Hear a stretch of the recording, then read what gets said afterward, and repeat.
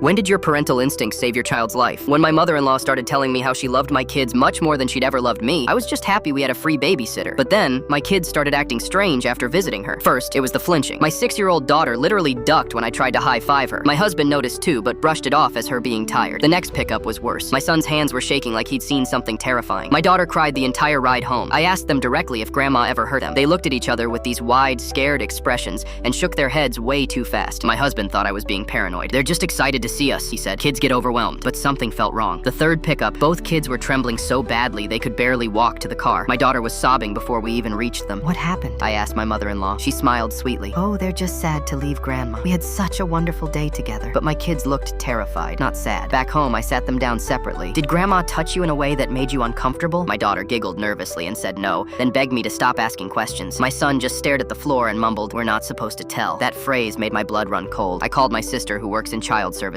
She said the symptoms could indicate trauma and suggested I document everything. The fourth pickup was a nightmare. My son collapsed getting into the car. His skin was clammy and he was barely responsive. "We need to take him to the hospital," I told my husband. "He's fine," my mother-in-law interrupted. "Just a little tired from all our fun activities." But he wasn't fine. In the car, he kept mumbling about feeling sick and dizzy. My husband finally started taking me seriously. "What exactly are you doing with them?" he asked his mother. She got defensive. "I'm spoiling my grandchildren. That's what grandmothers do." That night, I stayed up researching signs of abuse. Everything pointed to some kind of trauma response. The next day, I called my mother-in-law directly. "The kids seem scared after visiting you. Is there something you're not telling us?" She laughed it off. "Don't be ridiculous. They love coming here. We have our special little traditions." I decided to arrive early for the next pickup without warning. When I walked in unannounced, I found both kids sitting on the couch looking dazed and glassy-eyed. There were candy wrappers everywhere. "Surprise visit," my mother-in-law said quickly, sweeping the wrappers into a trash bag. My daughter tried to hide something behind her back. "Grandma said these are our special secret," my son whispered. That's when I noticed both kids were acting hyperactive and unfocused. They were bouncing off the walls one minute and crashing the next. On the drive home, my daughter threw up twice. My son couldn't stop shaking. "Maybe they caught a stomach bug," my husband suggested, but I was starting to piece things together. That evening, I confronted my kids again. "What exactly does Grandma give you that's supposed to be a secret?" They exchanged terrified looks. "She said if we tell, we can't visit anymore," my daughter whispered. "And that Mommy and Daddy would be very angry," my son added. My heart was pounding. "You won't get in trouble," I promised. "Just tell me the truth." My daughter started crying. "Grandma gives us lots of candy and soda. She says it's because she loves us more than you do." Then my husband walked over to the fridge and grabbed a Coke, something he rarely drinks. The second he popped it open, both kids' eyes went huge with recognition. "That's exactly what Grandma gives us," my son blurted out. "The fizzy brown drink. She says it's our special secret." Everything suddenly clicked into place. The shaking, the tears, the flinching, the sickness. It wasn't abuse. It was sugar crashes. Both my kids have severe hypoglycemia. High amounts of sugar can send them into dangerous crashes that mimic trauma responses. My mother-in-law knew about their condition. She'd been there when they were diagnosed. She'd been deliberately giving them massive amounts of sugar and telling them to keep it secret, knowing it could hospitalize them. We went no contact that day.